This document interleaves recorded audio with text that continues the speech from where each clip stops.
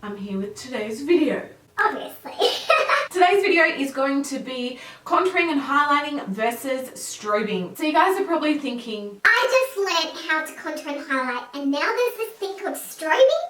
if you're wondering what strobing is, it is pretty much just highlighting, like going to town with highlighting. No contouring, just highlighting. I have done half on one side of my face and half on the other side of my face.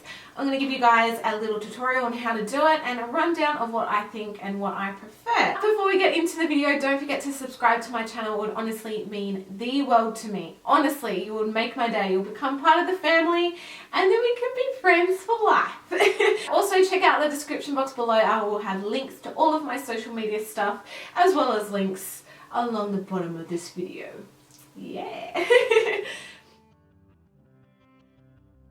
Highlighting versus strobing. I'm going to go all out highlighting and all out contouring and highlighting. So I'm talking cream and I'm talking powder on top because I really want to see the full effect of both. Half my face will be contouring and highlighting, the other half will just be strobing. So I have already applied foundation, done my eyes, eyebrows and my lips. I don't have any blush or anything like that on.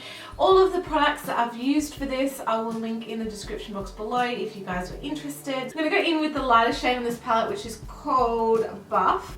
So this is going to be highlighting and contouring side.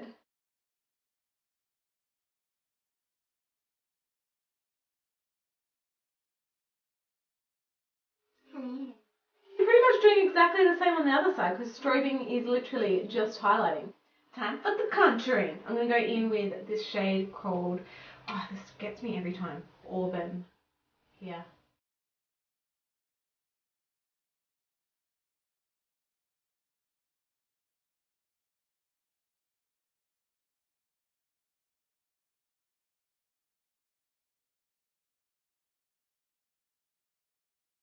Now it's time to buff all this beauty in.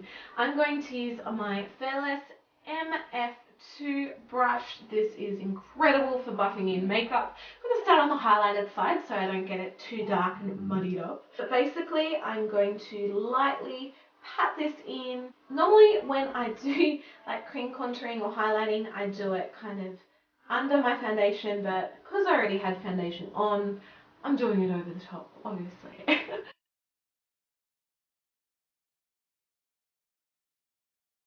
Time for this side.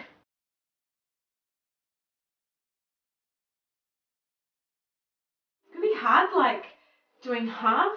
I need some paper. This is what I'll do. Yeah.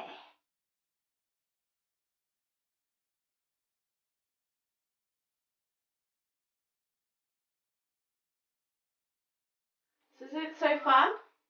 As I said, I'm going the whole hog. I'm going to do the powder contour over the top and as well finish off with the powder highlighter. Powder contour, I'm using my Savvy by Designer Brands. This is the bronzing powder in Bronzed Kiss.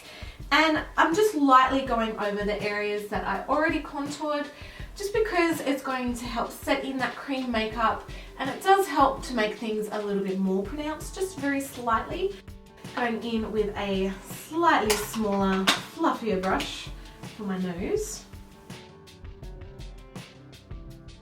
And then what I like to do is just do a tiny bit of slightly sharper contouring just for that little bit extra. And then I do just soften it out a little bit as well. I'm thinking like full on highlight, like go all out there. If you're strobing, strobing is pretty full on. So I'm thinking of using this eye dust from Medusas makeup, which is in the shade Studio 54, and it is highlighting. It's just like full on glow. So all those areas that I highlighted, I am now applying this. Obviously, I am not applying as much to the side that I contoured. I just am applying what I normally would apply. But to the strobing side, I'm just getting in there. Just going to town.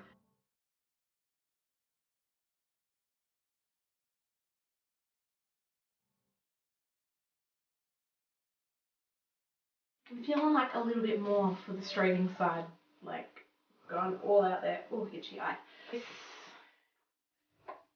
on, camera, come back to focus. Look at me. Okay, I'm going to use this Face of Australia Lumi tint in the shade Santorini Skinny Dip.